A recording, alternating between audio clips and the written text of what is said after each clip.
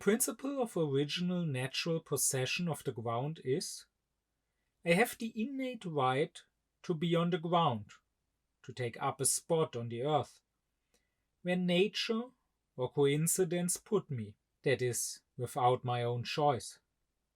Everyone else, however, on the same shared ground of the earth, with whom I am in the outer relation of possible mutual influence, because of the unity of the surface of the earth, has the same right along with me. Immanuel Kant. In my last two lectures, I described what Kant calls the private right, that is, the right, the law, the justice, however you want to call it, as it should exist according to reason, even independently of any contracts, of any state that enforces that right. And I discussed how to Kant there are both innate rights and there are acquired rights. The innate rights are basically what we would call human rights nowadays. They are rights to that what is mine by birth. Because the right as such is about what Kant calls the mine and yours. It is about property. But the innate right is about what is mine by birth, like my body, which mustn't be harmed by others. And ultimately, the innate rights are all about one thing. They are about freedom. I have a right to my freedom, and others mustn't interfere with my free choice. But then there's also acquired right. That is a right to something which is not mine by birth, but as the name suggests, which I acquire, which becomes mine at some point. And these acquired rights, I can acquire a right to a thing temporarily through actually holding on to that thing, through physical possession. This follows analytically from the innate rights. Because I have a right to my freedom, that means that if I take a thing that doesn't belong to anyone else into my hand, or if I stand on a ground that doesn't belong to anyone else, then no one has a right to just take it from my hand or to just push me off that ground. Meaning I now have a right to that thing or to that ground, but of course that is only temporary. That is only as long as the physical possession keeps being a thing, and as soon as I let go of the physical possession, then I let go of that right. Now, this, however, if this was the only type of acquired right, that wouldn't work. That would create a world without property. That would create a world where someone could go onto a piece of land and start farming it, start putting seeds into the ground. But then as soon as he leaves for a moment, someone else could come and ruin the field by building his house there. And then as soon as he leaves his house, someone else could come and could tear down the house. So Kant says this would lead to a world where usable objects, that is, things that reason, that rational beings could take up to use in some sort of rational manner, things that could serve as means to our purposes, it would create a world where usable things become, in the end, unusable. And that would be a self-contradiction, and therefore would go against reason, would go against the categorical imperative. So there must be property. Because only if there is property, only if I have an exclusive right to certain things and other people have no right to interfere with my use of those things, only then can we act rationally in this world. Only then can we really make plans. And even our innate rights, like our right to live, to freedom, ultimately depend on these acquired rights, on this property. which is why Kant says there mustn't just be temporary properties through physical possession, but there must also be what he calls intellectual property, which is not, as maybe you might think today when hearing that term, which is not a property to an idea, to a story or whatever. It can be the property of a quite physical object like a house, but it is intellectual insofar as there doesn't need to be a direct physical connection to your property that can be experienced, that can be perceived. That is, you don't need to be inside your house to own it, but rather the property is intellectual in the sense that the connection between me and that thing is one we just think, even when not directly experiencing it in the sensual world. In the intellectual world, in the kingdom of purposes, my free choice is still connected with that object I own because it is part of my purposes. It is a means to one of my purposes. And these connections, these property relations that we don't perceive but think, we can think in 12 different ways, because that is just the structure of our thinking, that we can think of connections in 12 ways, which Kant describes in his table of categories of the rights, which I have described in my previous lecture. Now, all of that is fine and good, but it still begs the question, how can you acquire a right? That is, how can something that wasn't yours by birth become yours? Because once it is yours, sure, we can think that according to those 12 categories.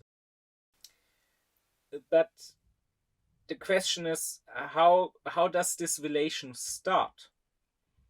How is it? Because Kant says, if I have a right to an object, that is, if that object is my property, what that means is that I restrict the freedom of all other human beings, right? There are currently about 8 billion of us. And when I say this object there is mine, usually anyone could use any object. I explained that 2 lectures ago in the lecture on innate and acquired rights, that Kant says in nature we have no positive right to things. We cannot say this thing is mine, it belongs to me. But we have a negative right to everything. That is, we can use everything and no one can tell us off. No one can tell us you don't have a right to use this, because this thing belongs to nobody. Well, as soon as I say this over there is mine, I'm saying all you 8 billion other people, every single one of you, I am now restricting your freedom. In the state of nature, with no property, you have the freedom to take and use whatever you want. No more. Now your freedom is restricted. This one thing over there, since it is mine, you mustn't use. So I am limiting the free choice of all other human beings. I'm creating for all other human beings the duty to stay away from this object when I say this object is mine. The question is, how is this possible? How is this not presumptuous? In other words, how is property not theft, as the saying goes? And to be clear, this question, which is a central question of the philosophy of right, it is the question for what has been termed original acquisition, right? Because once original acquisition has taken place, it is easy to think how further acquisition may happen. Like, it is no big question how I can acquire something by buying it or by being gifted this thing, right? This is no problem, because then it already is someone's property. He has a right to that thing, and since he has a right to that thing, he also has a right to transfer that right, to say, okay, I will now abstain from this thing, I will now no longer use that thing, instead I allow you to use it. But how did he acquire that right? Probably he too bought it from a third person, and that third person bought it from a fourth person. But how did the first person take something which belonged to no one, and how did he acquire a lasting right? Not just the right of physical possession, the right that while he held onto that object, no one was allowed, because that would have interfered with his freedom. No one was allowed to take that object from his hand by force. But how did he acquire an intellectual right to that object, so that even if he puts it down, it is still his and must not be touched by others?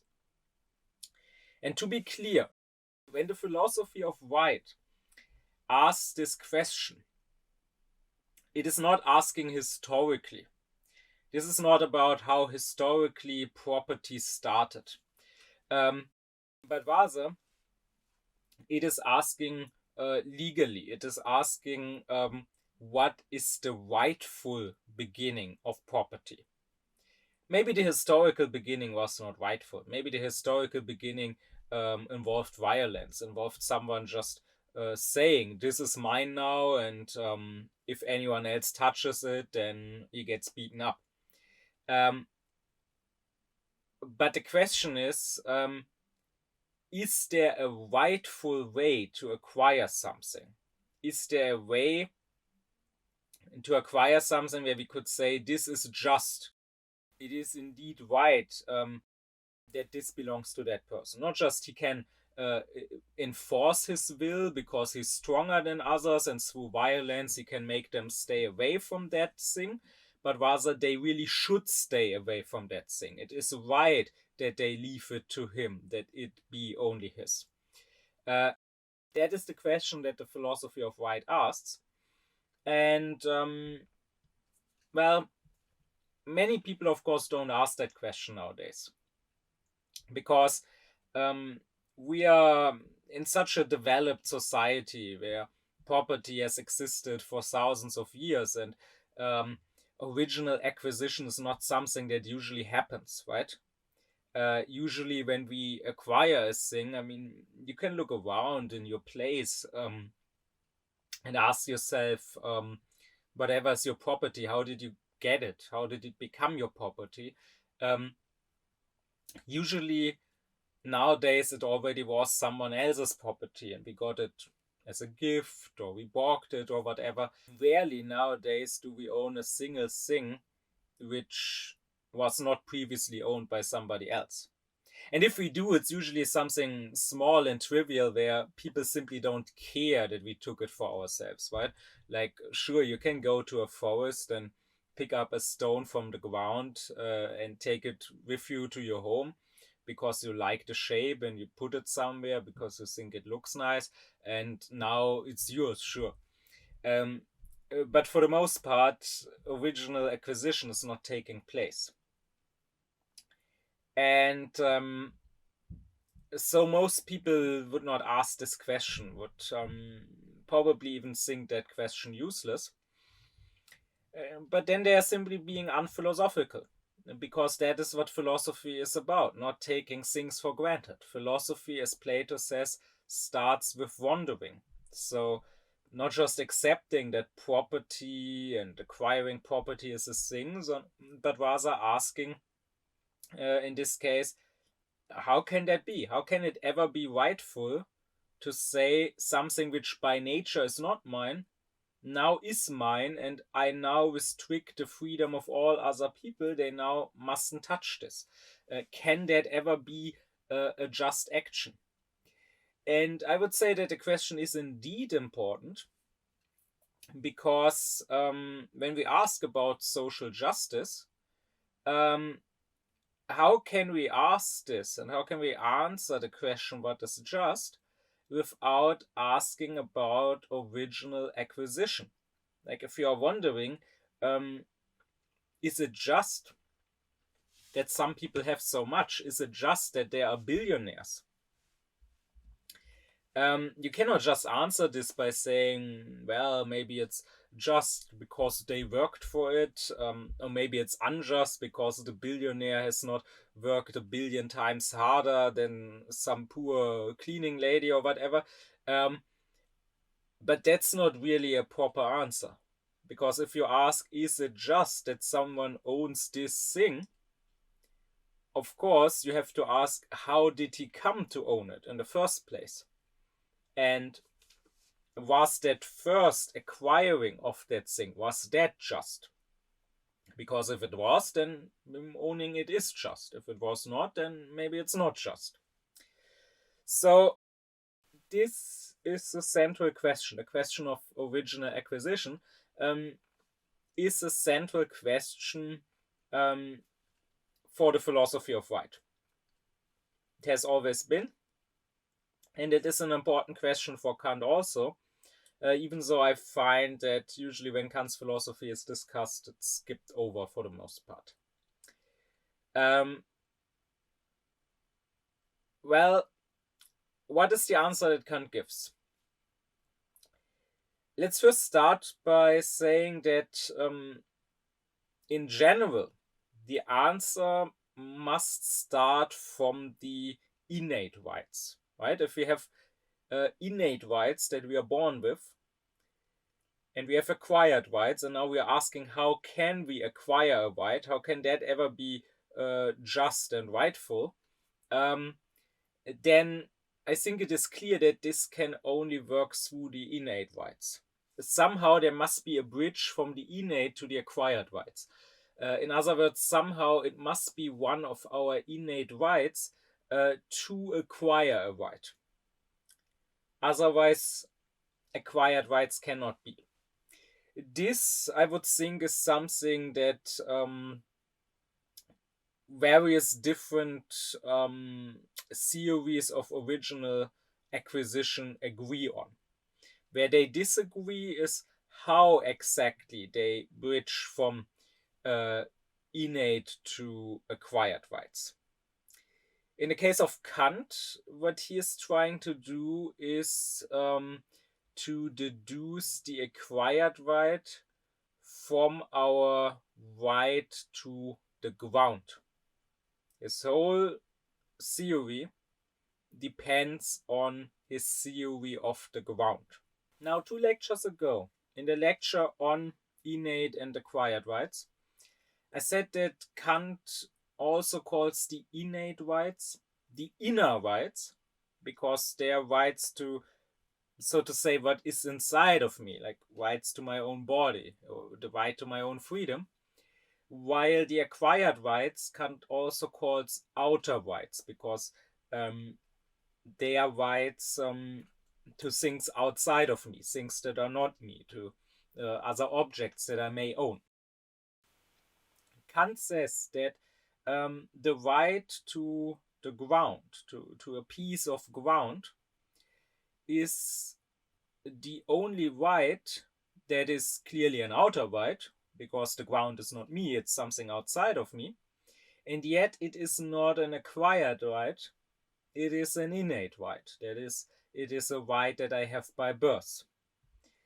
And if that is the case, then here we have our bridge, right? We have here a bridge between the innate and inner to the acquired and outer rights in the form of an innate and yet outer right. What does Kant mean by that? What does all of this mean? Well, Kant would say we are, of course, rational beings. This is why we even have rights in the first place. But we are not pure rational beings, right? We are not God. Rather, we are sensual beings also. we exist in the sensual world. We exist in bodies. And that means we exist in space. We necessarily have to occupy a certain place in space. For us as human beings, there is no other mode of existence. Maybe after death, when we are just a soul, Kant would say. But as for now, in our life, it is not possible for a human being to exist except by occupying a certain part of space. That's the premise number one that I think no one can refute. The premise number two specifies this a bit more by adding that we can't fly. So we cannot just occupy any space, but rather we need to occupy a space on Earth. We need to occupy a piece of ground. You need somewhere to stand, somewhere, or to sit, or to lie, or whatever. Now, of course, technology has a bit evolved. Like even in Kant's time, the first balloons were created, and now we have planes and space shuttles and so on. So surely people can temporarily rise above the ground, but still, as a general rule, we need some sort of solid ground to exist. And this is crucial for Kant, because once again, we have these innate rights, which are rights to that which is ours by birth. We have a right to live, we have a right to exist. No one must take that from us. But if we had no ground to exist on, then effectively our right to live would be taken from us. Right? So let's say you occupy a ground. Let's say you stand at a certain point. Kant would say it is wrong for others to now push you from that point, or to force you at gunpoint to step away from there. This I already discussed 2 lectures ago. That is once again the temporarily acquired right that comes with physical possession, right? You physically possess the ground that you currently occupy, meaning you currently have a right to be there. Like I gave the example of being at the beach. If you lie down at a point of the beach, while you are there, no one should just push you away. Sure, if you get up and walk away and you come back the next day and find someone else on the exact same spot, you cannot say, oh, you are infringing on my rights, that is my spot, because the spot as such doesn't belong to anyone. It only belongs to you as long as you occupy it. But while you occupy it, it would be wrong to just push you away. Now, if someone still pushed you away, he would be hurting a right of yours. But at least he would not attack your right to exist at all.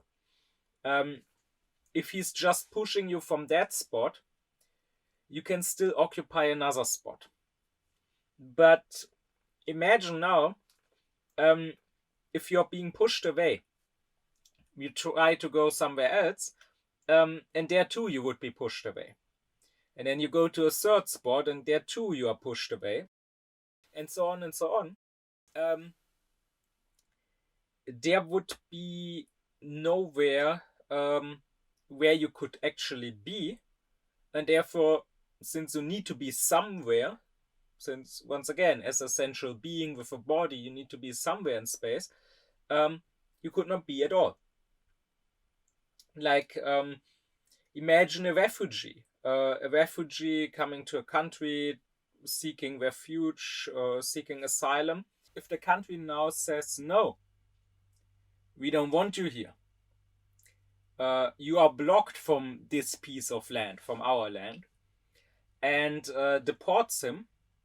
That is one thing, and we could discuss whether that is justified or not. But imagine he's deported back from his home country, and his home country were also to say, no, we don't want you back. For whatever reason, you ran away, so we don't consider you one of us anymore. You are blocked from here.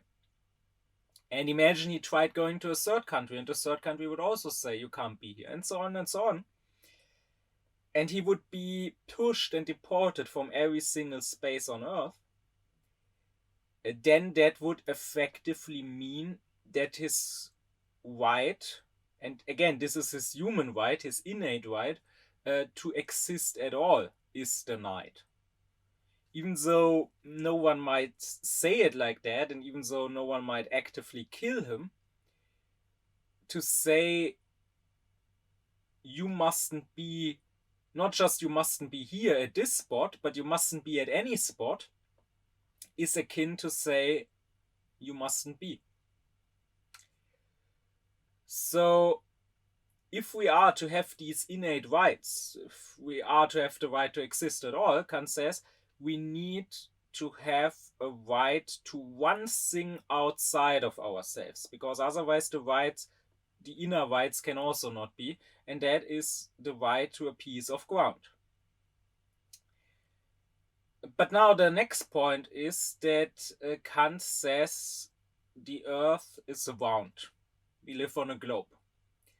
That is important. I want to stress that Kant is a globalist, and this is important to stress for me, because nowadays most people are not, right? Most people are flat earthers. Now, this might sound surprising, me saying that. It might sound a little crazy. You might think that flat earthers are a small and fringe group, and most people are not flat earthers. But just take the fact that, at least amongst right-wingers, globalist is actually an insult. Like, they think it is somehow a bad thing if you believe in a globe.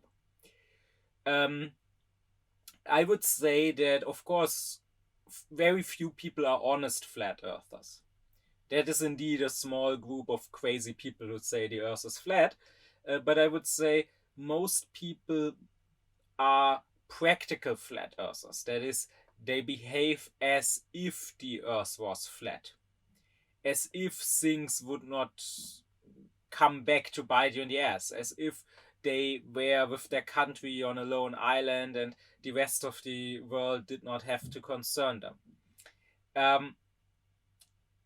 Kant, however, is clearly a globalist. Kant says we are stuck together on this earth, so to say. And this earth is limited. It might be very vast, and even more so in his times, right, when there were much less humans, and traveling took much longer. So there might be a lot of space for us, but there is not endless space. If you keep walking and walking and walking in the same direction, you will eventually return to from where you started. I mean, technically you will have to not just walk but also swim for a bit, but you get what I'm saying.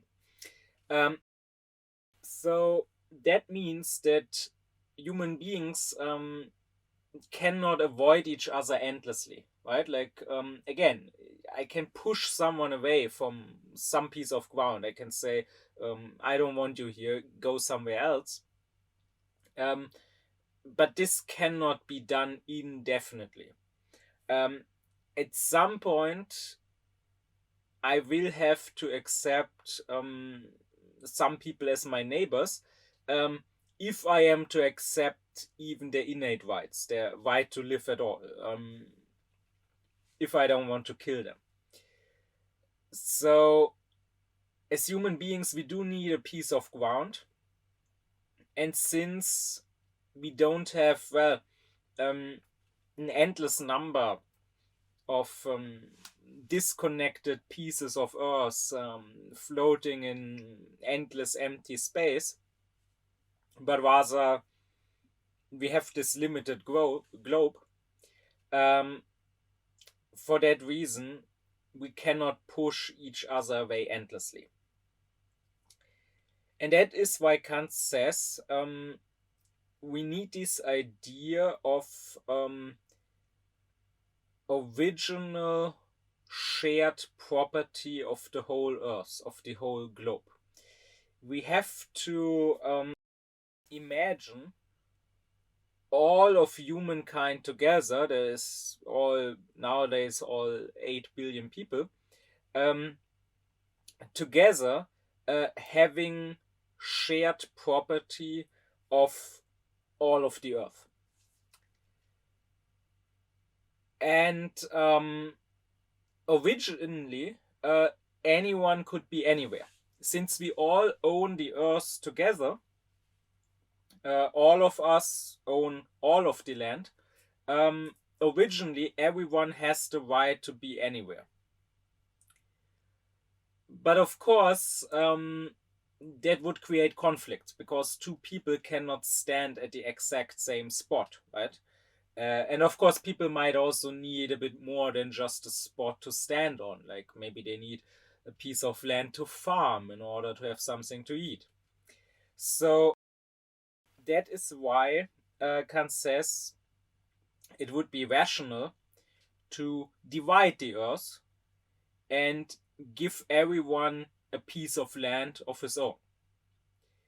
But again, this can only be done if originally the whole undivided Earth belongs to everyone, and now everyone comes together and agrees with one another to divide the Earth. Clearly, Kant is thinking here in terms of the third category of relation.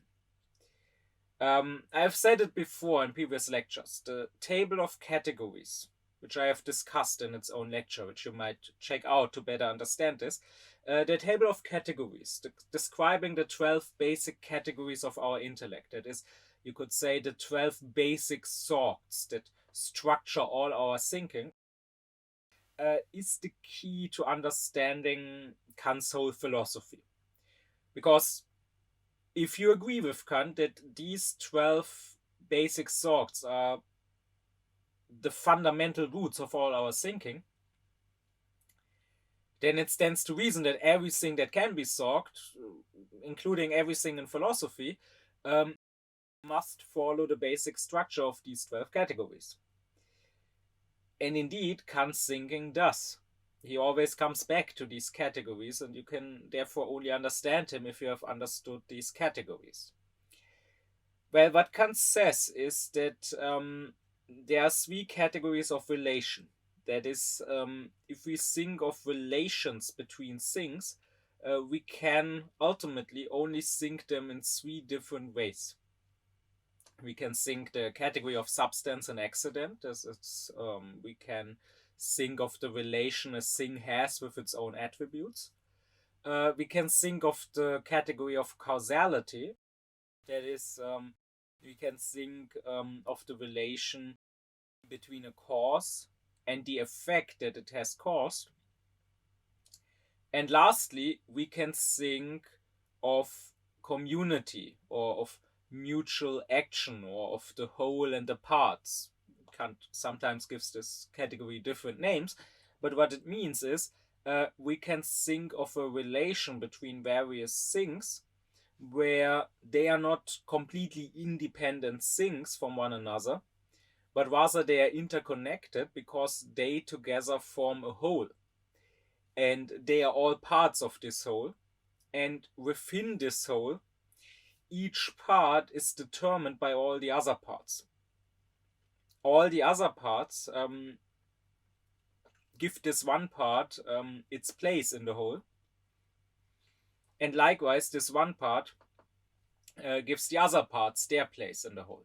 So, and this category is the one that Kant is employing here. So he thinks of all of humankind forming a whole, and all of the earth forming a whole.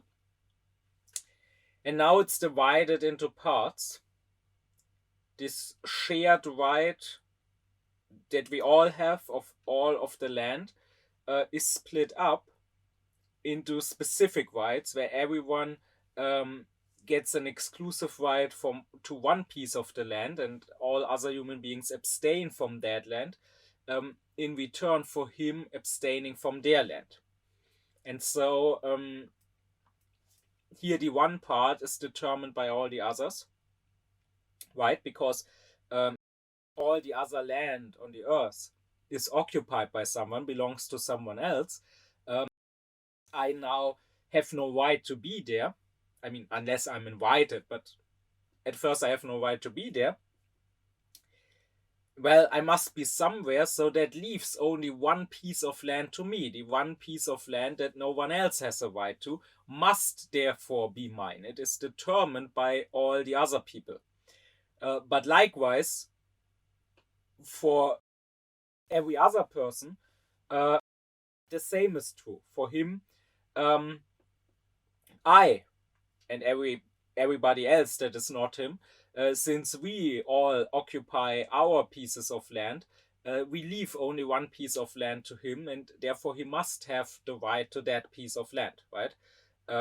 Since person A is standing here, he is now making it impossible for person B and person C to be there. And on the other hand, A must stand there because person B and person C standing elsewhere make it impossible for him to stand elsewhere and only leave him this one space. So, once again, Kant's argument is we have one innate outer right.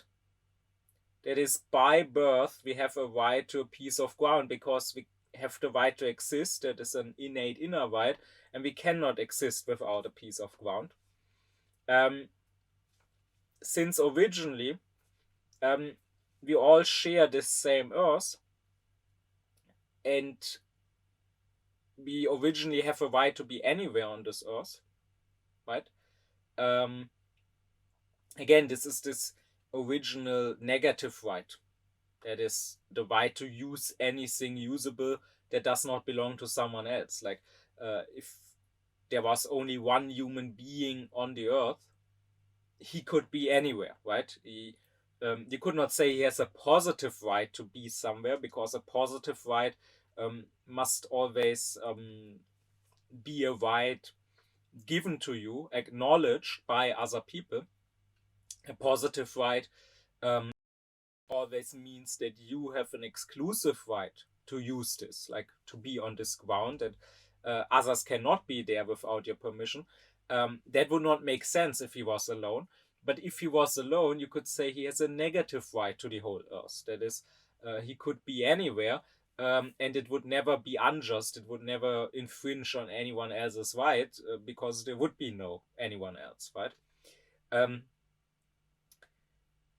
So originally, I have a right to the whole earth, but so does everyone else, meaning we have a shared right to the whole earth. And now, according to this category of the whole and the parts, we must divide the earth so that there are no conflicts, giving each person an exclusive right to a specific piece of ground. Now, of course, Kant is saying that in the state of nature, that is, if there's no state, no government, no laws, in the state of nature, all of this is just an idea. He's not saying this is how people would really think of this. People would probably just go wherever they want, and if a conflict arose, if someone wanted to be somewhere where somebody else also wanted to be, they would fight. But that's exactly the problem. That's exactly why we need to leave the state of nature, why we need to realize that which is just an idea, why we need to make it real through a social contract. through, well, forming a state together, right? Since in the state of nature there would always be conflicts about who can be where and what belongs to whom, we need to take this idea of the shared property of the land, and according to this idea, there must be a just division where everyone gets his piece of the land, and now there must be a state that enforces that. So it is precisely from here where we have the bridge, you could say, from private right to the public right, to, once again, to a state. And I want to start talking about public right in the next lecture, but first let's stick here for a little longer with the private right. So, to Kant, original acquisition is this acquisition of your piece of land that other people give you in return for you giving them theirs.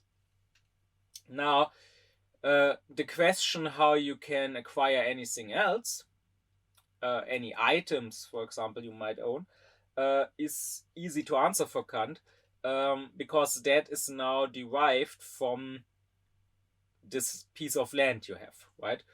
Kant would say this can be solved according to the first category of relation, that is the category of substance and accident.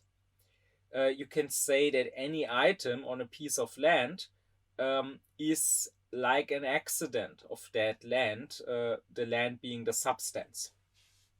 Now, of course, that's not applying this category in ontological terms. Ontologically, a substance is what exists on its own. So if you have a piece of land and there's a stone lying on that land, or there's, let's say, a deer standing on that land, the stone or the deer is not ontologically a substance of that land. It's its own substance because it exists on its own, right? You could move it on another piece of land and it would still exist. Rather, the stone would be a substance, and, for example, hardness or the gray color would be an accident of the stone. But we are not in ontology here. Rather, we are in the philosophy of rights. And if you think of this category of substance and accidents here, you could say that you could consider the ground a substance, and you could consider the things on the ground the accidents of that ground, meaning he who owns the ground owns anything that is on that ground. And that is how Kant describes it. He would say, if you have a piece of land, you have a right to everything you get from there. Maybe you can mine that land. Maybe there's resources in the ground. Maybe there's coal or gold or oil or whatever. Maybe there's some source, some water spring on that land, and you own that water. And if there's a lake with fish, then you own the fish there. You can fish them and you can eat them if you want. And if there's trees growing on that land, then you own the trees. You can pluck the fruits from there, or you can cut the trees down and use the wood to build something with it or to make fire. And if there are animals that are currently on that land, then you also own these animals. Like if there's a bird, you can, or if there's a deer or whatever, you can hunt that deer rightfully because it is on your land. But only as long as it is on your land, Kant would say. I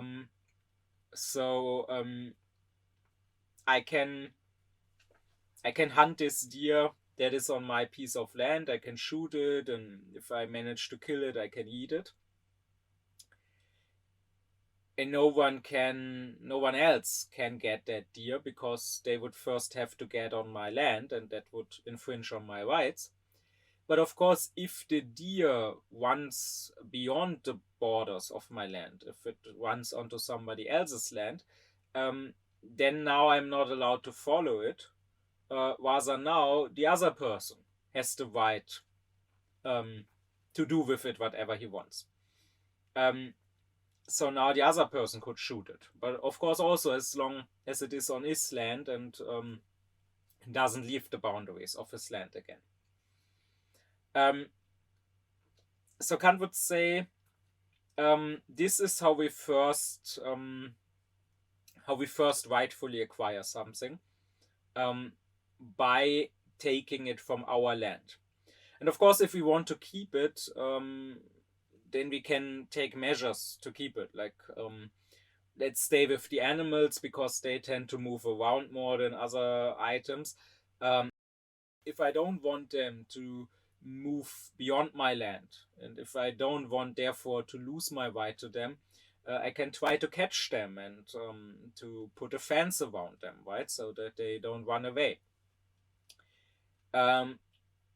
But originally, something is mine by being on my piece of ground, because what originally is mine is this piece of ground. And this might be a way of thinking that maybe nowadays is a bit more further removed from us. Nowadays, land ownership is not such a big thing anymore for many people. Of course, in some parts it still is, but like if you live in the city, for example, then you probably don't own any land. Maybe most of us nowadays don't own a single piece of land, and we maybe don't own a single of the things that we do own, because they were on our land, right?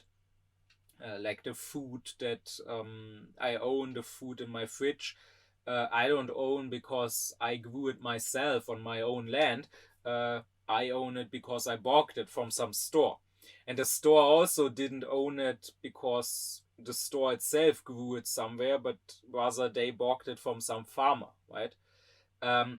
So in our economically developed world, of course, acquisition is not just, or not even for the most part, the acquisition of something that was on my land. But what Kant is saying is that the original acquisition, so something that belongs to nobody, becoming somebody's property in the first place, that can only work through owning the land and taking what is on the land. And then it can stay yours even if you carry it beyond that land. And then you can sell it to somebody else who now owns it, not because it was from his land, but because he bought it. But originally, the original acquisition happens through acquiring something that was on your land. Maybe you own a pot of clay because someone else on his ground had clay and made the pot, while you on your ground, maybe you have a pond and you fish there and you exchange the fish for the pot. But originally, what you own is what comes from your ground, like those fish, and then everything else needs to be acquired through some sort of exchange or gifting, buying, selling, and so on. Of course, the question is how much ground can originally be ours? Like, where's the limit? How do we determine who gets which ground? And here Kant says it can only be as much ground as you yourself can defend and can push people away from. Like, of course, you can't own too little ground, right? If we were to say that you have 1 square centimeter, you cannot really live on that. Like, we cannot expect you to balance on that the whole time and to live off what you find on your 1 square, or even, let's say, 10 square centimeters or something. But then on the other hand, you cannot simply claim thousands of square miles of ground as your own, and say all this is rightfully mine, and no one else must step onto that ground or must take anything from that ground. If you imagine there is no state, there is no laws securing your property, but rather in the state of nature you must secure your property yourself, well, there's only so much you can secure, right? You can of course claim a land that is so big that you need 2 weeks to walk to the other end of your domain. You can claim that. But realistically, if your house is on the one end and now someone else steps onto your land on the other end and starts building a house there, starts hunting the animals there, or starts farming there, you would not even notice at first. And even if you were somehow notified, you would need 2 weeks to walk over there. And then maybe you could fight him off. Maybe you, with whatever you found on your ground, you built a weapon, and with that weapon, maybe indeed you managed to fight him off. But now you walk 2 weeks back to your house again, and in the meantime, the guy could just come back. So this space that is 2 weeks walking distance from where you live, this cannot be your property. You can claim it as such. You can say, I want this to be mine, but realistically it simply cannot be yours, because you cannot defend it. So, because remember, but all right is about to Kant. I discussed that in my lecture on right and ethics and their difference, where I said that to Kant, right is defined as those duties people have, like the duty to respect my property, not to take it, or the duty to respect my life, not to kill me. And those duties that people have, that can be enforced, that come with a right for me to force others to actually act according to their duty, right? Like if someone attacks me, if someone tries to kill me or tries to steal from me, I have a right to defend myself or to defend my property. That is, I have a right to use force to force him, if I can, to accept my rights. Well, I cannot force somebody to accept a vast area of space, of land, as belonging to me.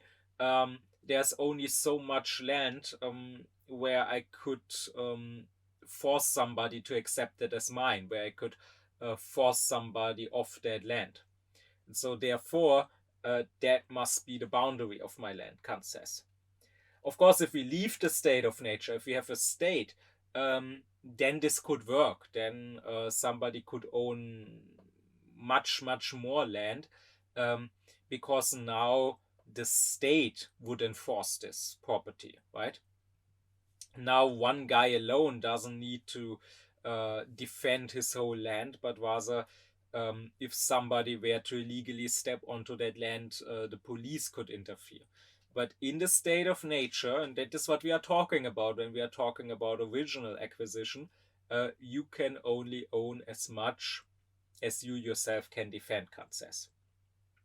And I will point out in passing that this is a principle that he also employs in his what he says about international law, the law between states.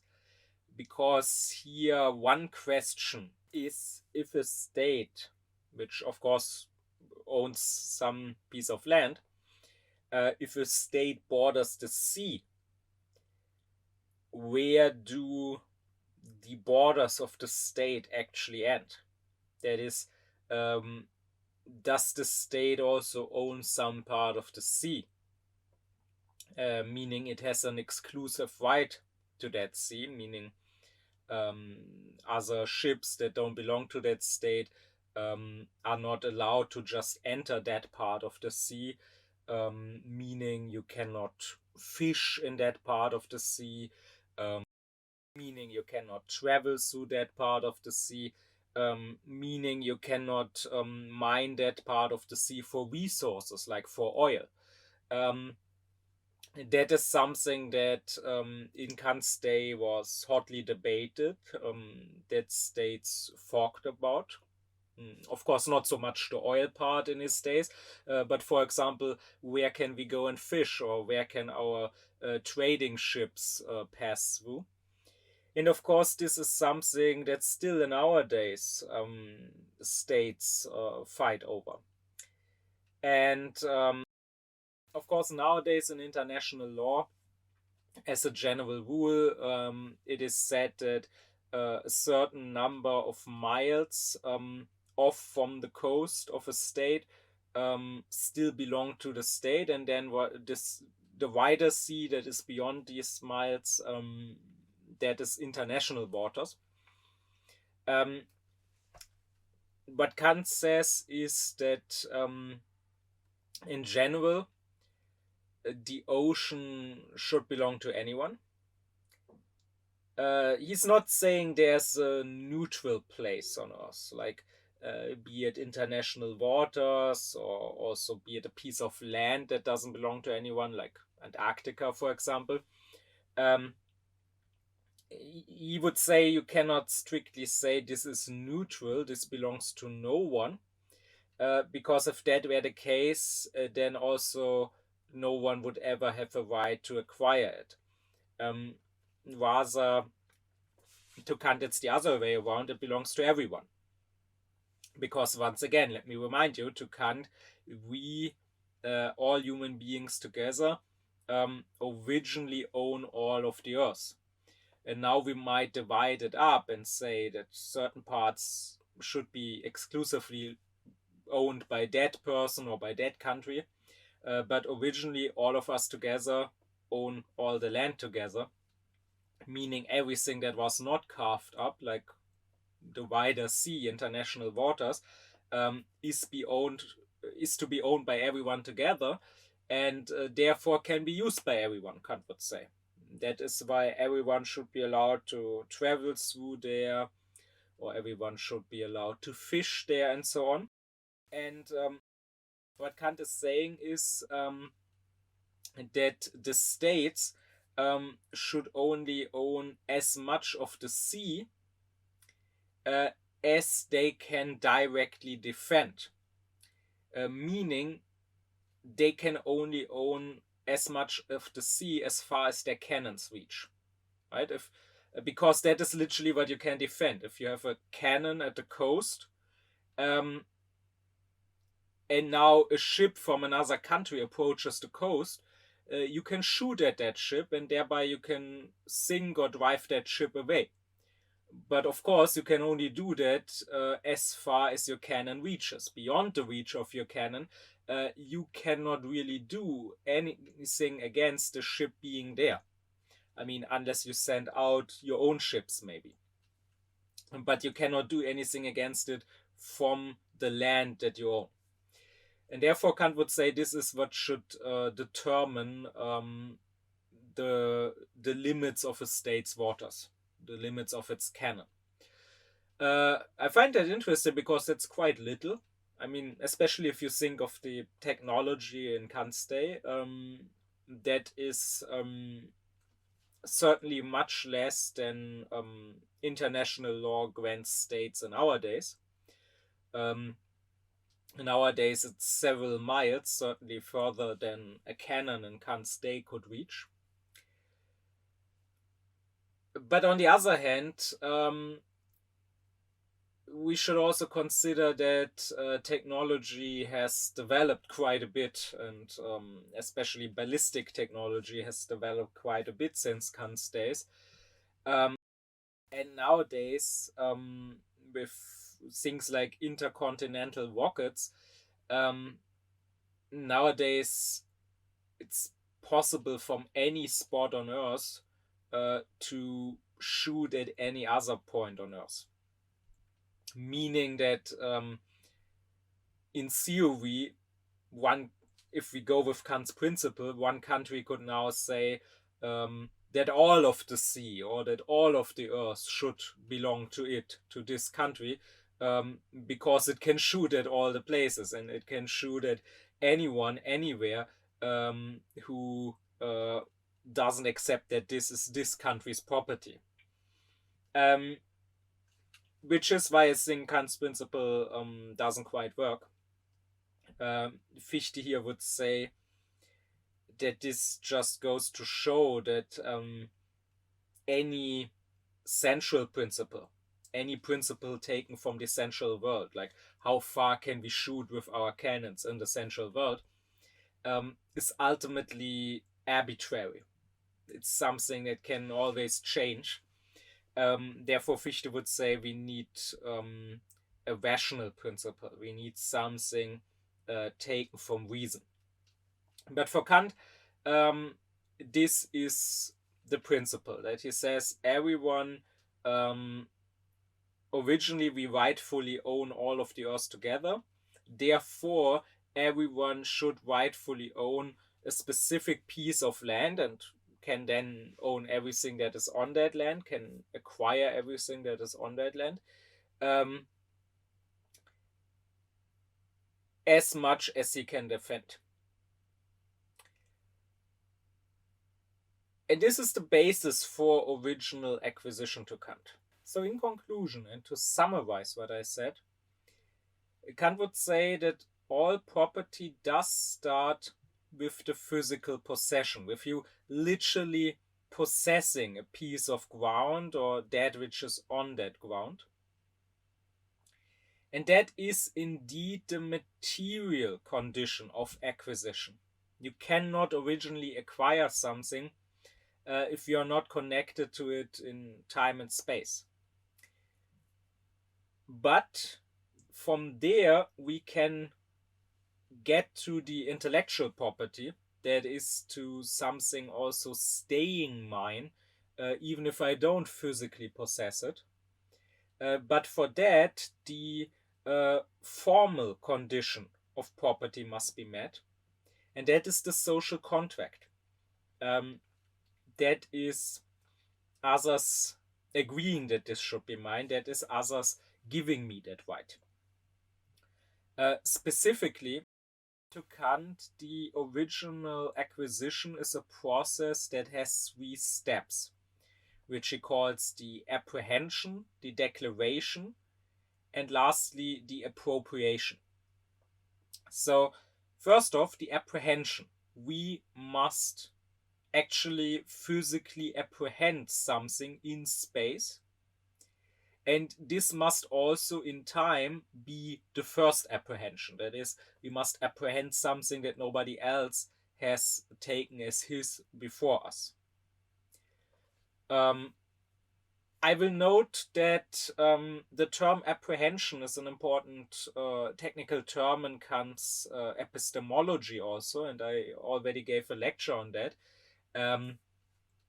He reuses it here in his philosophy of right, but here it has a different meaning. And of course, these two times where Kant talks about apprehension must not be confused with one another. So I would say they have something to do with each other, and there's a bit of a parallelism, right? Because the apprehension is the first part in the threefold process of acquiring property. And it is also the first part in the threefold process of making experience. And when Kant talks about apprehension there in his epistemology, he's talking about our power of imagination, apprehending the various manifold sense impressions that we get, and forming them together into an image. While here, in the philosophy of right, when Kant talks about apprehension, he means us with our free choice apprehending an object, an item, to possess it, to make it ours. But be that as it may, the point is, the first step is the physical apprehension. Like, you step onto a piece of ground and thereby make it yours, or you take something from that ground which you made yours, like you pluck a fruit from the tree and thereby make it yours. Or you take the animal from your ground, like maybe there's a wild horse on your ground, you catch it so that it cannot run on away from your ground onto the ground of somebody else, and thereby you make it yours. Now, this of course just makes it your physical possession in that moment. We want to get to intellectual property, right? We want to get to this staying mine even when I let go of it. So this ground should be mine even if I step away from it. That is why we need now to get to the second step, and that is the declaration. The physical possession that I apprehended becomes my intellectual property, at least my provisional intellectual property, through my will, through me wanting this to stay mine. But I need to let other people know of my will, right? Otherwise, it's not even their fault if they take my property because they didn't know it was mine, right? If I leave my piece of land that I apprehended and there's nothing denoting that someone apprehended this land, then I cannot blame another person for coming and taking this land as his. Or if I let the horse that I corked go again, and there's nothing denoting that this is mine, and now it runs onto somebody else's land, I cannot even blame that person for catching that horse and making it his. So there needs to be a declaration of my will to possess this thing. And what Kant means by this is that I somehow must create a sign that this thing was apprehended. So, for example, when you take the ground, I could create some sort of border. I could fence in my ground, thereby notifying other people who come along, oh, somebody put up a fence here. So clearly, that ground is already someone else's possession. Or when I have an animal, I could put a collar around its neck, for example, so people, if that animal somehow gets loose and walk around, people would say, okay, this is not a wild animal that we are free to hunt and to catch, but rather this animal was already apprehended by somebody else, right? This is indeed what people often do, like think of herds of cattle being branded, for example. This branding would be what Kant considers the declaration of will, that this cattle should belong to me. And he's saying that this declaration can happen in a very primitive manner. It's enough to show that this item was apprehended by a human being. So Kant talks about Greenland and about the Eskimos of Greenland, and he says what they do, what their custom is that they pull driftwood from the sea, right? Because there are not exactly many forests in Greenland. So if they need wood for building or for fire, their main source of wood is wood that comes drifting by from the sea, and that they find on the shore. And he says they pull it from the water. And then they may first leave it on the shore, right? Because maybe it's too much or it's too big to just carry home. So maybe one guy who pulled it from the water now runs away and gets his pals to come with him, and then they carry it home together. And so, of course, in the meantime, they don't want other people to come along and to take this wood. So Kant says what they do is they take a stone and put it on top of that wood. And that's enough as a declaration, Kant would say. because the wood just laying there doesn't show me that a human being has apprehended it. I don't know if a human being pulled it from the water or if maybe the waves pushed it onto the shore. But a stone lying on top of the wood, that is unlikely to have happened simply by the forces of nature. So I can assume that a human being put it on top of there. And this is like sort of a reservation. This is showing, no, I want this wood to be mine. But then this declaration of will is also not enough, Kant would say, because others, of course, can ignore it. Others might simply not accept it. Like others could step over my fence, or others could still steal my cattle, even if it's branded or wearing a collar or something. Others could still take this wood, even if there's a stone on top of it. And not only that, also, if mere apprehension and then declaration was enough to make something mine, then I could easily occupy large parts of the world, right? Like, I could apprehend a piece of land by stepping onto it, and now I could declare this is mine, and then I could go on, walk to another piece of land, also stepping on it once, and then declare that this is mine. Like, I could put up my sign there or something, and I could just walk on, right? I mean, consider that in Kant's days, in the age of in the 18th century, there were still discoveries happening, right? The British, the Dutch, the Spanish, and so on. They were going around in their ships and discovering new islands and then claiming them as theirs. And of course, if the islands were already inhabited by natives, then of course this is unjust, this is colonialism. But let's consider an island being uninhabited. Still, it's a bit too easy to say that one country can just discover an island with its ship, step on the island for 5 minutes, put up its flag there, and then go on to the next island, put its flag there, and so on. That way it could acquire many, many islands, having apprehended them and having, through putting up the flag, declared that it wants these islands. But why should it have them?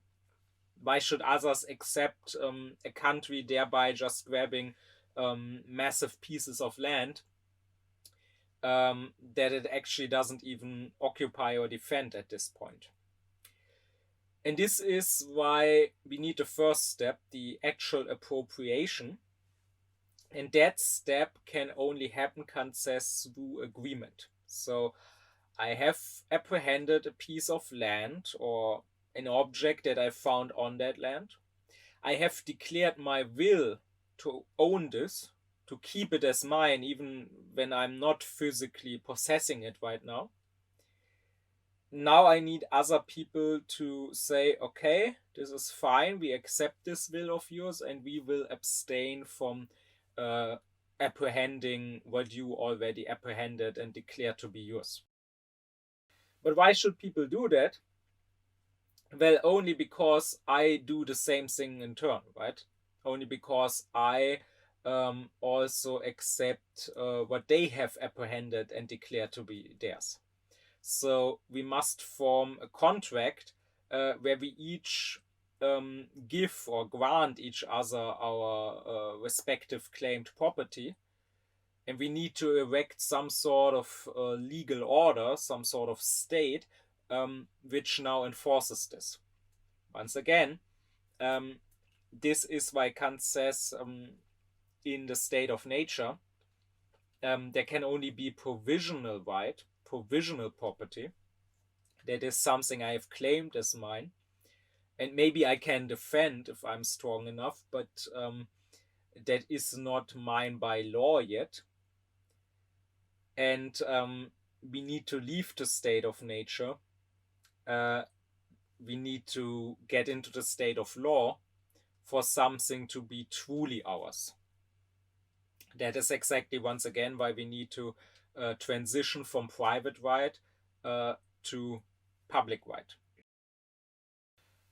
So I will say that this is once again where Kant could have noted that the right um, is something that exists only in the state, and that the right must be separate from morality. Right? I discussed this already in my lecture on what is right, what is ethics, where I said that to Kant they both are parts of moral philosophy. Moral philosophy is sort of the umbrella of both of them.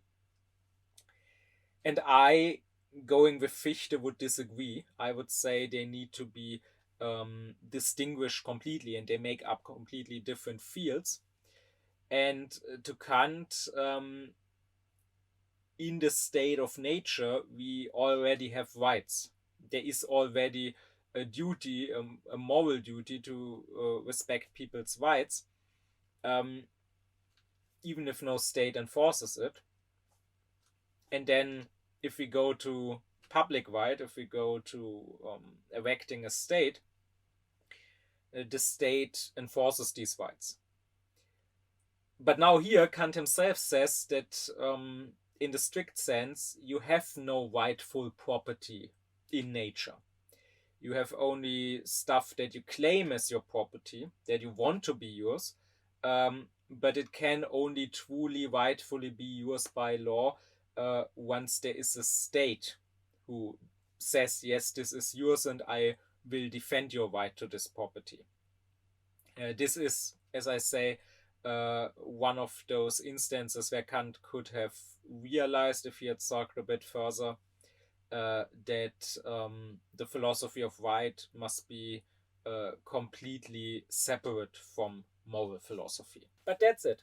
That's Kant's theory of original acquisition, saying through apprehension and declaration and finally appropriation through agreement, we acquire something as rightfully ours, not just our temporary physical possession, but ours in an intellectual sense.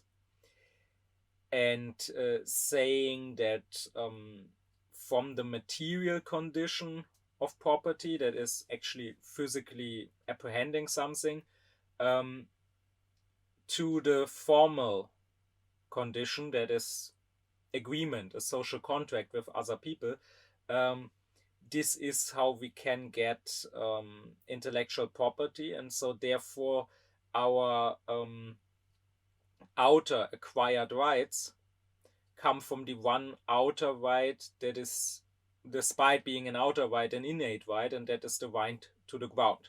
We all have this shared original right to the whole ground, and from there we can divide up the ground, everyone getting a right to a specific piece of ground. Now, this theory of the ground is the fundament of Kant's whole philosophy of right. Because, once again, this is how we acquire rights in the first place. And I find that you need to understand it to understand, well, the rest of Kant's philosophy of right. It is important for Kant's theory of justice, what possession is just. It is important for his whole theory of state right, of international right, and not last but not least, it is very important for his whole theory of cosmopolitan right. And you can only fully understand it if you get that Kant comes from this idea of the original shared possession of the whole globe. Which is why it is unfortunate that this is discussed very rarely. Like I would assume there are certainly many videos about Kant here on YouTube, for example, but I would assume that you will not find many other videos talking about his theory of the ground. Certainly it's discussed somewhere in some obscure academic papers, but it's certainly not amongst the more often discussed and more well-known parts of his philosophies, even though his whole philosophy of right hinges on it. I would say if someone talks about the philosophy of right without discussing the theory of the ground, he might even correctly explain some details, but the bigger picture will escape you if you don't start from this theory of the ground. But the question is, of course, what should we think of this theory? Is it correct? Does it have any merit? Well, let me start first with the merit it does have. I would say that I myself, I find myself reminded of my dad's philosophy, because in his philosophy, space and the feeling for space, sensing space, and granting space to others and to yourself is very central. Now, this is not a philosophy of right, this is a philosophy of life. But still, granting space is a central element. Growing up, my dad would often point at Lawrence Stern's Tristram Shandy Gentleman, which is a wonderful book, which I very much recommend reading. And in that book, the main character, Tristram Shandy, has this Uncle Toby, and wonderful character. And there's this one scene where there's a fly buzzing around, and Uncle Toby opens the window so the fly can fly out instead of killing the fly. And he says to this that the world is big enough for me and the fly. Even though the fly annoys me, I don't need to kill it. I can just open the window and give it some more space. And this is a scene that I would, again, growing up, Dad would often quote, because it very much captures this posture that his philosophy of granting space, both to yourself and to others, is about. And indeed, I mean, Lawrence Stern lived in the time of Kant, wrote in the 18th century, is an important author of British sentimental literature. And Kant liked Stern. And Kant too, at one point, refers to this very scene, even though I don't think that Kant had the same association that I have with his philosophy of right.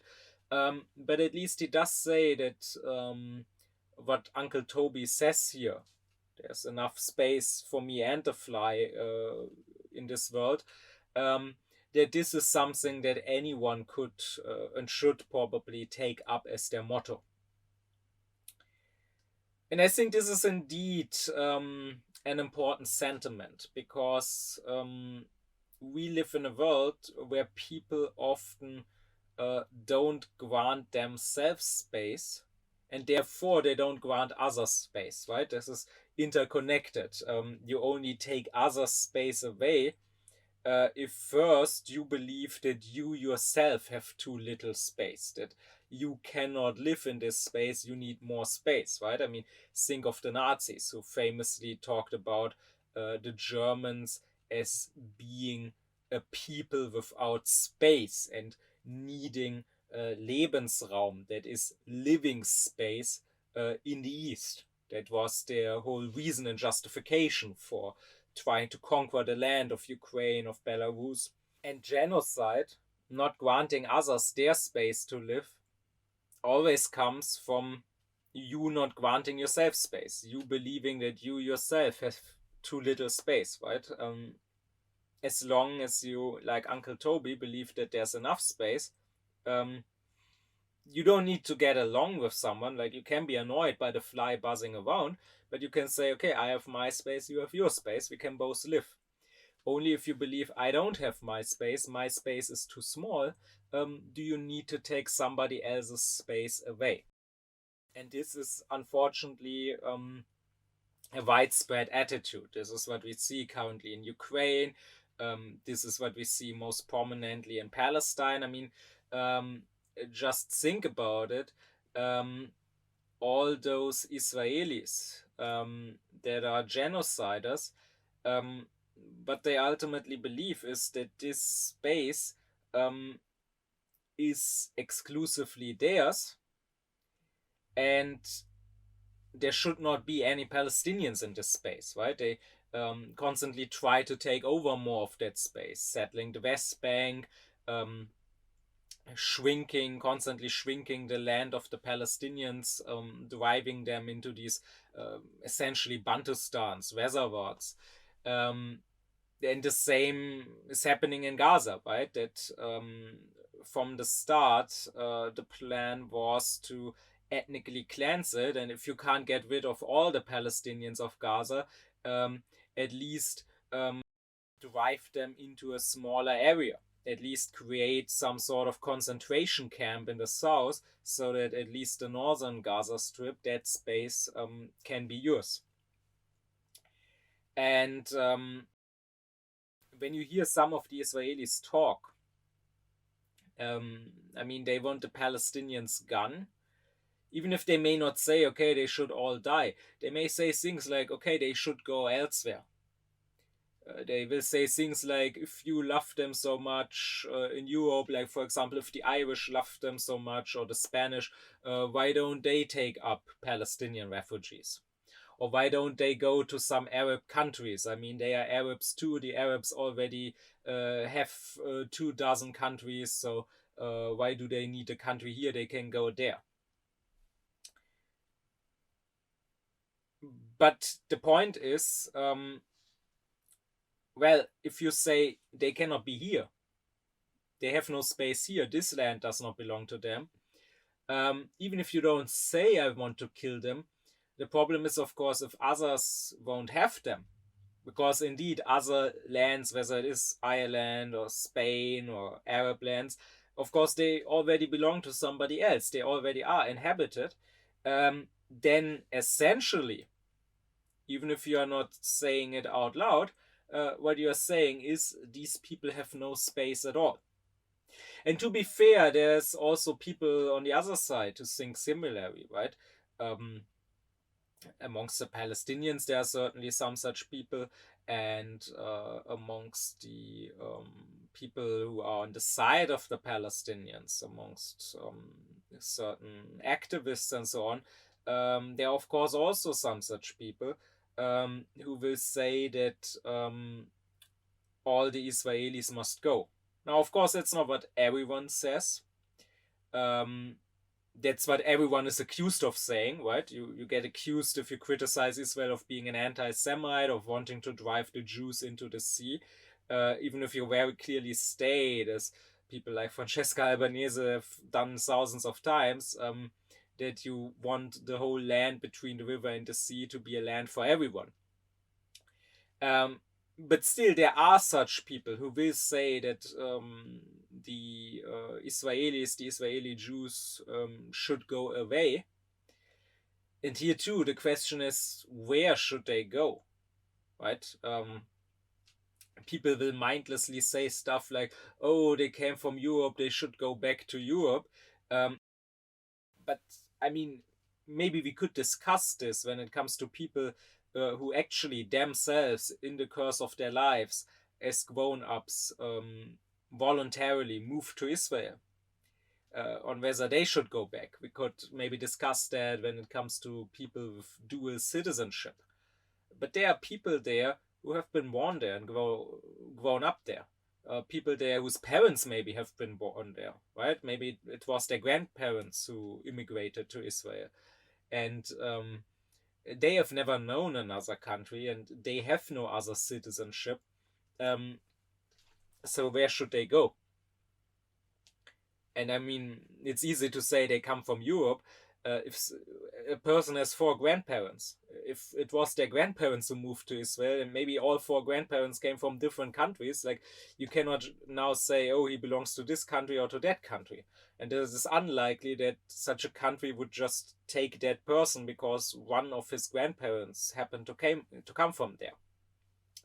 So this too would effectively have to mean genocide. If you say they have no space here, but other spaces are already occupied and won't take them, um, then they must die. And this should show how before the physical genocide, there's always an ideal genocide. That is, there's first genocidal thinking. There's first this thinking, these people must go, they have no space here. But also, I don't care if they even have a place to go. I don't care if elsewhere there is some space for them. And if you are already thinking that way, then it's not a big step to also act in that manner, to also actually realize this thinking in an actual physical genocide, right? Um, and this should once again show the truth of Kant's moral philosophy, as I discussed in previous lectures, as I discussed, for example, in the lecture on the good will and the good deeds. Kant saying what matters in morality is not the actual actions, it's the will. That is, it is the actions we are capable of. What actual actions we do, that is how our will realize itself, depends largely on outside factors, not on ourselves, right? Like, I may have the goodwill that would make me save a person's life if someone was droning in front of me, but maybe I never get in that situation. So maybe I simply never encounter a drowning person, then I never save somebody's life, but not for lack of goodwill, just for lack of opportunity. Or likewise, I may have the will that would make me take revenge if someone murdered somebody from my family. Maybe I would then in turn murder him. And it just so happens that in the course of my life, nobody close to me ever gets murdered. So that's why I never take revenge. But not because I'm such a good or forgiving person, but simply because there's never any occasion to. So Kant would say what matters in morality is the will. And if we are to judge a person morally, which of course we can never fully do because we don't know someone's will, it's something that only God could do. But if we were to judge someone morally, not legally, right? For the legal judgment, it's the action that matters, not the inside, not the will of a person. But if we were to judge someone morally, we would have to judge someone solely by their will. And someone could be an utterly evil and rotten person, deserving of hell, without ever having done a bad deed. Because maybe he has this evil will that makes him capable of rape and murder and whatnot. But just he never got in a situation where that will realized itself in such actions. But if life had happened to put him in such situations, he would have done it. And so I would say that people can have a genocidal will that is in their mind, in their will, in their heart. They can already have committed genocide by saying these people have no space here, they must go. But it's just that there's no opportunity or no occasion for committing actual genocide. But if you have this genocidal will, then you are capable of it, and then if the occasion arises, you will do it.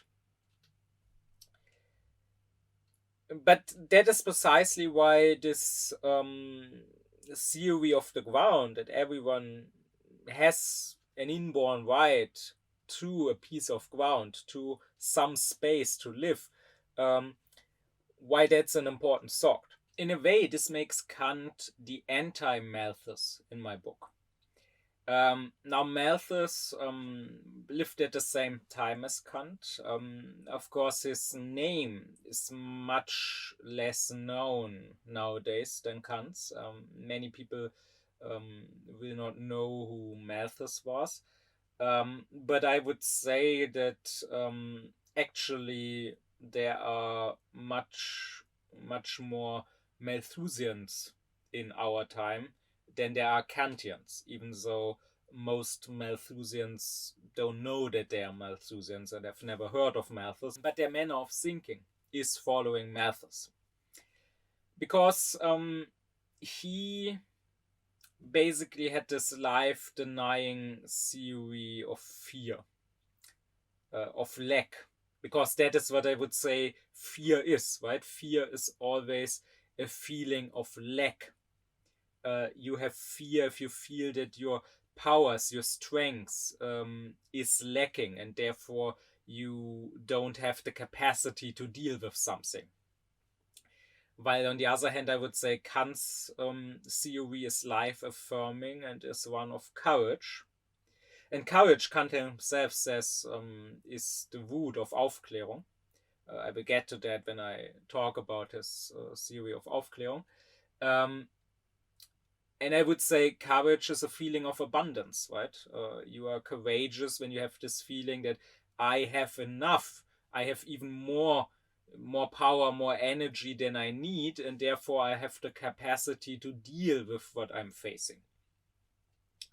Well, Malthus was saying that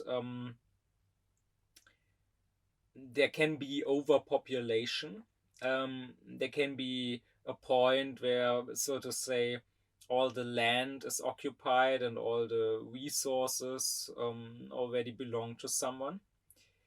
And now, if a new person is born and there are no resources, there is no land for him left, then Malthus says he basically has no right to live. He says quite frankly that at the great table of nature, there is no place prepared for him. Nature itself declares that this person shall not live, has no right to live, and nature also executes her judgment. That is, that person will die, will probably starve. And so this is the opposite of Kant, right? Who says that by being born we have a right to exist, and therefore we have a right to a certain piece of ground and its resources. Malthus says no, we don't. If there is nothing left for you when you are born, then tough luck, you have no right to live. And the thing is that Malthus, even though nowadays the name of this British thinker from around the same time as Kant is not very well known anymore, he did have his influence on a number of people, amongst them Charles Darwin. When Darwin, some decades later, came up with his theory of evolution, of the survival of the fittest, he was, by his own admission, influenced by Malthus in saying that in nature there is this constant competition for resources, this constant fight for survival, and not every creature in nature has a right to live, but rather those who cannot get their piece of the resources, they just die, and only the fittest survive, right? And indeed, I would say the theories of these biologists are very spatial. They are theories about a lack of space, if you think about it. I mean, the biologists themselves use spatial language. They will talk about the living space, the biotope, or they will talk about ecological niches. So they use spatial metaphors. But even if they didn't do that, if you think Darwin's theory through, I would say it comes down to a fight for space, because if there is competition in nature, the first instinct would usually not be to fight, but rather to avoid each other, to go your separate ways, right? If, let's say, there are two trees with fruits, and one tree has enough fruits for one animal to live off, and this animal is stronger, and there's a weaker animal which also wants those fruits, but cannot defeat the stronger animal, the weaker animal won't die. It will just climb onto the other tree and eat the fruits from there, right? It is when there is a lack of space, when you cannot just avoid and find your own space, when it comes to this sort of competition and survival of the fittest. Now, it's well known how, in turn, Darwin's theories have been applied to humans, to human society in the 19th and 20th century, and what terrible consequences that had. It is well known how the Nazis talked in Darwinian terms, that there's a constant competition between human races, and there's a survival of the fittest, and there are subhuman races that need to go if we, the white, the Aryan, the Nordic race, are not to go. And likewise, even amongst your own race, there is not enough for everyone. You need to remove the bad elements, right? The degenerate elements, the disabled people, the people with inherited sicknesses. They need to be removed from what the Nazis called the gesunde Volkskörper, the healthy body of the people. And as I already said, to them the war was all about conquering living space for people without space. Now, nowadays, such theories, such attitudes are called social Darwinism. And of course, after the Second World War, after the experience we made with the Nazis, this fell out of favor a bit and largely got rejected. And nowadays, social Darwinism is considered evil and unscientific and so on. But what I find interesting, and what is something that many people are not aware of, is that Darwinism itself was based on Malthusianism. And you could say Malthusianism is social Darwinism. So while many people think that Darwinism was first and then it got applied to society, it's actually the other way around. Social Darwinism was first and then it got applied to biology. So instead of calling Malthusian attitude social Darwinism, it would probably be more justified to just call it Malthusianism, and to, on the other hand, call Darwinism bio-Malthusianism or biological Malthusianism. But be that as it may, my point is that Kant's theory, not starting from a theory of lack, but starting from a theory of abundance, saying there is enough space for everyone, and everyone who is born by birth has a right to his space. Kant's theory presents an alternative to this Malthusian attitude, and this attitude, unfortunately, even though not by that name, even though Malthus himself is a more obscure figure and not so well known, this attitude, unfortunately, amongst people and also in international relations, is very widespread. So this would be something where we could learn from Kant. In addition to that, a second merit of his theory is that from his theory of original acquisition, we would arrive at a certain equality of wealth of people, right? Since originally we can only acquire a piece of ground as large as we can defend so where we could drive other people off, and then whatever is on that ground, that would mean that originally everyone could own only about the same amount of ground. That is not to say that in the further development and course of things, there could be absolutely no differences in wealth. I mean, let's say two people both have a piece of ground and they both farm it, but maybe the one farmer is just working more and harder, or maybe the one farmer is actually inventing new tools to better plow the ground, and therefore that farmer grows more crops and can feed not just himself, but he can sell the crops to some others and thereby acquire some wealth. So then, even though both neighbors started out with basically the same amount of wealth, the one neighbor could become more wealthy. But what is not likely, if we start from this place where everyone owns about the same amount of ground, what is not so likely is that some people become billionaires while some other people are homeless.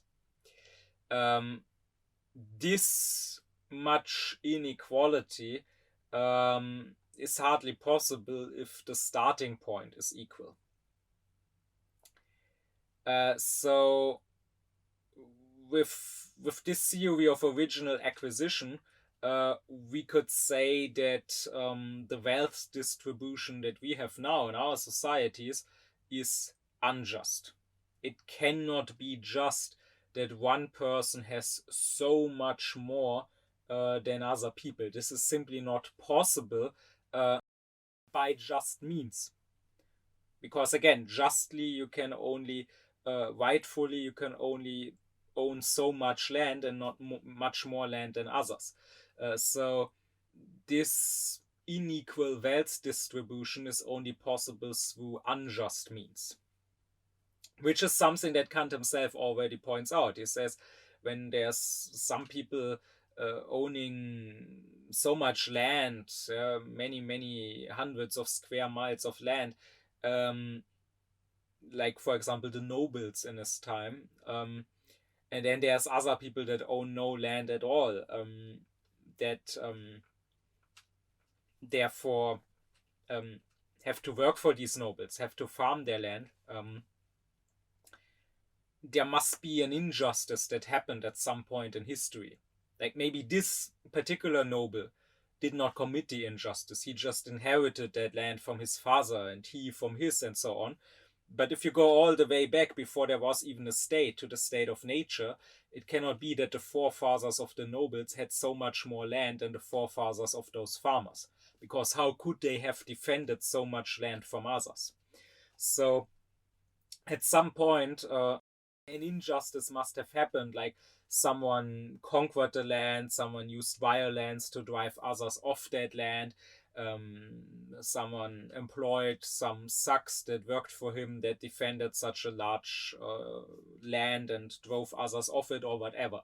And now the descendants are reaping the benefits of that original injustice, while the descendants of the victims of that injustice have nothing. That is something that Kant already points out. So I will also say that there's not really any consequence he draws from that, at least not for the philosophy of right. Kant does have a philosophy of right. He does have some sort of political philosophy that is about creating a rightful state, creating peace. But he does not yet have a real social philosophy. And while he does say that the large disproportionate wealth distribution is due to some past injustice for sure, there's no real plan in his philosophy for the state correcting that injustice. If there are consequences from this, they are largely ethical consequences. That is, those that are rich now, those that own a lot of land now, they should remember that they don't own this because they deserve it, but probably because their ancestors stole it, and therefore they should take care of the poor, they should give to the poor. But this is more of an ethical, a moral imperative to Kant. He does not have a theory how the state maybe should take property from the rich and redistribute it to the poor.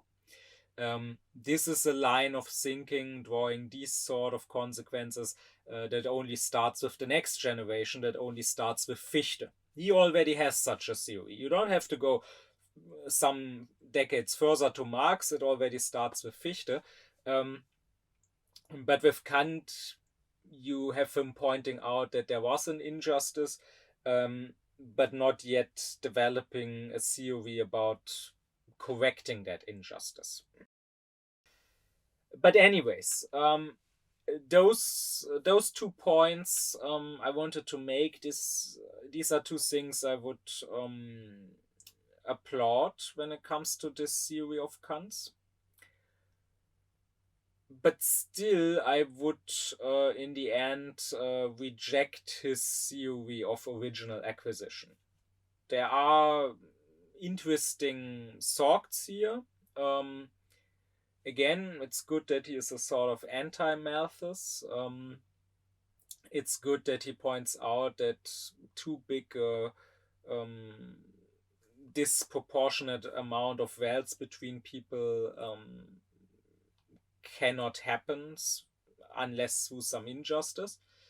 But still, I would say that his theory as a theory of original acquisition does not really work. That is because, for one, I would say that Kant is sort of avoiding the actual question and only pretending to solve it. Not on purpose, of course. He himself was not aware of that. I'm not saying he's deceiving here. But I mean, the actual question of the original acquisition is, how can something that is not mine become mine? And Kant's answer is, through this original shared ownership of the land, of the globe, of the ground. But then he's saying by that there is already some sort of ownership. That's why I'm saying he's avoiding the question. The question is, how can I, if I don't own something, how can I get to own something? How can I acquire property? And in a way, Kant is saying, we are not simply acquiring it, we already have property by birth. And yeah, that's not really a sufficient answer. There cannot be an original shared ownership of the land, because once again, if you are a bit more consistent than Kant, and if you properly divide morality and right and don't mix them up, then there are no rights and there is no property outside of the social contract, outside of the state. In the state of nature, you can claim anything as yours, and maybe you can even retain it as yours if you're strong enough to defend it, but you cannot say that it is rightfully yours. And even Kant himself, in a way, acknowledges that when he says that there's only provisional property. He's just not thinking it fully through and drawing the right conclusions from that. And also, a big problem I see with his theory is, of course, that this works if you really imagine original acquisition, like if you imagine people sort of spawning on an unowned land. But then what happens with the next generation? Like, you can say that originally 2 people both possess a piece of land. But what if one person uses his land, he farms it, he lives off his land, while the other person is maybe a drunkard, and maybe the other person doesn't farm his land, but rather sells his land. And now he uses all that money to just buy alcohol and to just drink it away. And now this second person, let's say, has a child. The child cannot inherit anything, right? Because all the property is gone. The land itself was sold, and even the money that is equal to the worth of the land, the money that it was sold for, was just put into alcohol and drunken away. So now that person would have nothing, while the other person now has both pieces of land. So what is the child of the drunkard to do? It's not his own fault that he has no property. It was his father wasting away the property. But now there he is. He has no property. Kant says, by birth we have a right to a piece of land, but the land rightfully now belongs to the other person, right? The other person rightfully bought it, and it's not his fault that the guy he bought it from didn't do anything good with the money, but just wasted it in alcohol. So what's the child of the drunkard going to do now? Here, of course, is exactly the point where Malthus would answer, well, tough luck for that child. That child now has no right to live because there is no property left. All the property is already distributed. It already rightfully belongs to someone. So all that child can do really is die. Of course, there's still one thing belonging to that child of the drunkard, and that is he himself, with his own power, his own workforce, right? He can work and he can sell his service, his workforce. But that would go beyond Kant. That's not something that Kant discusses, right? Then we would get into Fichte and we would go further, especially to Marx, and we would go to Marx's theory of there being two classes, right? The class that owns anything, that has the means of production, and the proletariat who don't own anything except their own workforce that they can sell. But this goes beyond Kant's theory. So to Kant, I would posit the question, what do you suggest here? And Kant himself, at some point rightly, but also in contradiction with this theory of his, does say that you cannot even truly own the ground. Because to Kant, ownership of a thing, ownership of an item, means that you truly are the master of this item, meaning you can move it wherever you want. And you cannot move the ground, right? The ground is truly immovable. Even a house standing on the ground is easier to move than the ground. And second, and mostly, you can destroy it. Maybe you shouldn't, maybe it's a waste, but you can rightfully do so. If you own something, then you don't have to use it in a sensible manner, but rather you have every right to just destroy it, right? If you own a house, you don't have to live in it. If you want, you have a right to tear it down. No one can tell you not to do this. Well, Kant says the land is indestructible. Not only can we not move it, we cannot destroy it. We can maybe destroy what's on the land, right? If there are animals on our land, we can kill them. If there's a forest on our land, we can burn it down.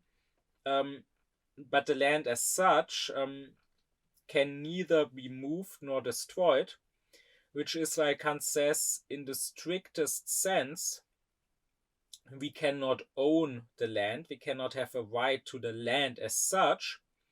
We can only own the use of the land. That is, we can have an exclusive right to use the land. We can be the only one who is allowed to build on this land, to farm this land, to mine on this land, to hunt on this land. But all of that is not truly ownership of the land as such. It's just an ownership of the right to make use of the land. I would say that this is a correct remark of Kant's, but again, it goes against his whole theory that originally we, all of us, all of humankind, together own all of the land, right? He should rather then have said that originally we together all have the right to use the land. So therefore, I would say this theory of Kant is lacking in these regards. And it's not just the theory of original acquisition that is lacking.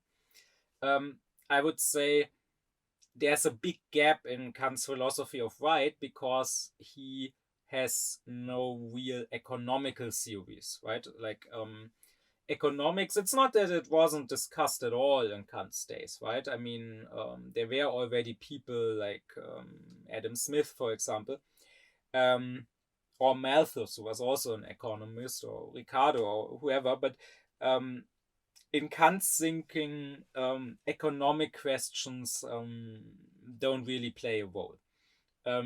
He is only concerned with legal questions. But I would say that you cannot fully separate them, right? So Kant, in his doctrine of right, he does discuss things like ownership, what is rightful property, what is rightful original acquisition. He also goes into discussing some legal questions of his time, like, for example, if you have rented a house and now the owner of the house sells the house, does the new owner have the right to kick you out because he's not the one who rented it to you? Or does he have to accept you as the tenant and only has the right to now receive your rent that previously you paid to somebody else? This is something Kant discusses. Likewise, he tries to discuss all possible kinds of contracts that can transfer property, like the contract of selling, the contract of lending, the contract of renting. Tries to deduce them from the table of categories. That is something he does. Also, he discusses what is money as a means of exchanging goods. But still, there's no real economic theory, I would say, because Kant is also not concerned with value. What is value? How does value come about? Like when you read what Kant does say about buying and selling and so on, you could think a bit that the value is completely arbitrary, that there are no laws of economy that determine the value of a thing, but rather, or that you cannot derive from reason at what value a thing should have, but rather that it just simply is arbitrary. It just depends on what price you are selling and what price somebody else is willing to pay. So again, these are things that after Kant, Fichte takes up these topics, and then of course a bit later you have the early socialists, and then of course you have Marx and Engels. So later thinkers have started to get into these topics, but this is something that Kant himself doesn't yet truly discuss. And maybe here, more so than in other parts of his philosophy, you can say that he was still a man of his time. While in other parts of his thinking, he criticized the thinking of his time, and he went beyond the common beliefs, the common prejudices of his time. Here, for all his sharpness of mind and for all his originality in other areas of thinking, here he is still very much a person of the 18th century, while even with the next generation, it's quite striking, I would say. I mean, Fichte was also, of course, born in the 18th century, but still, he in a way is already a much more modern man. And then of course you have all these thinkers of the 19th century like Marx or Engels. I mean, in the 18th century you still had some sort of feudalism, right? This was like the last century of feudalism. I already mentioned in the previous lecture how at the end of Kant's lifetime, or also some years after, serfdom was abolished, for example. And then, of course, shortly after Kant's death, you have the Industrial Revolution. So I would say that Kant in his thinking here is still influenced by feudalism. And of course, in feudalism, everything depends on the land and on land ownership and on farming the land. And I would say this kind of shows in Kant's theories. So I would say while his theory of original acquisition through the ownership of the land, while you should familiarize yourself with it if you want to understand Kant's philosophy of right, because all his other thoughts on right depend on that. And while the theory does have some merit, it does include some, I think, important thoughts or sentiments, and gives some sort of alternative to someone like Malthus. Ultimately, it doesn't truly solve the question of original acquisition. And just to not leave you hanging, I want to at least say one or two sentences about how it can be solved, because I would say that Fichte solved it, and Fichte solved it through simply people's plans, people's, you could say, right to have a future. Fichte would say it's not necessary that we start with original land ownership. We can just start with this original innate right to our freedom. But being free, being truly free, means being able to make plans. It means being able to have an effect in nature, like to do something and to then have the result that I planned for.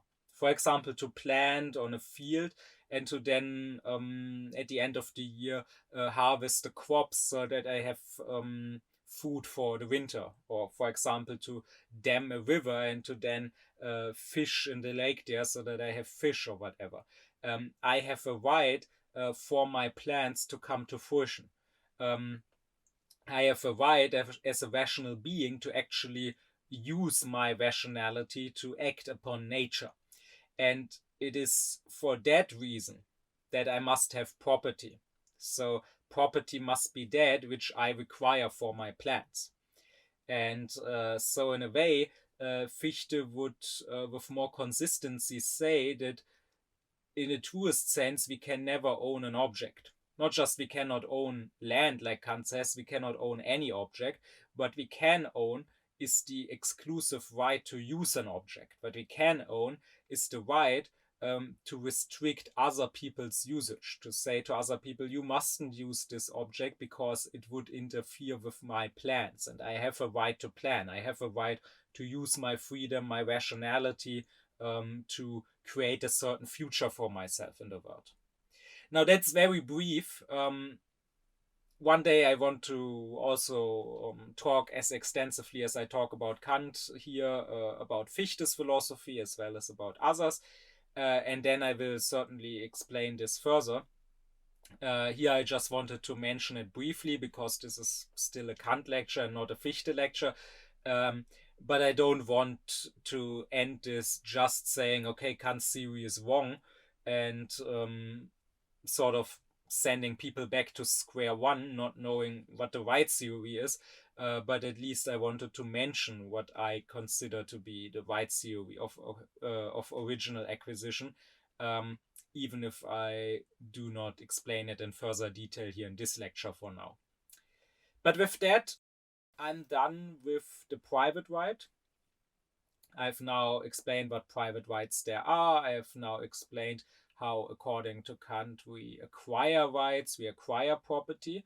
And now I have already mentioned that the property can only truly be secured if other people agree that it is my property, if other people grant me that right in return for me granting them right to their property. That is, if we create a social contract, that is, if we make the private right public, a publicly stated right through laws and a publicly enforced right.